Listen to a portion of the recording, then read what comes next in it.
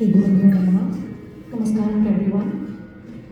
I'd like to thank Sika for this beautiful opportunity to present a Kriti as an offering to one of the many, many great composers in Carnatic music. Today I will be presenting Manga Budi Hanumanta in the Ragam Dharmavati Satuagi Tada, a beautiful composition on Hanuman by Sri Annamacharya. I think this is a very ideal composition today after the Dwajarohan at the Ayodhya temple. I think this is a absolutely beautiful composition where Annamacharya talks about the greatness of Hanuman.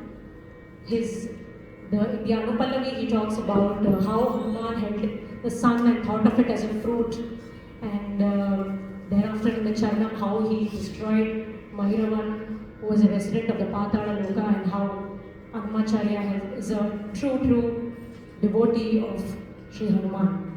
So today, with the blessings of my Guru and with all the blessings of all the teachers here, I'd like to present this Kriti for you. Thank you.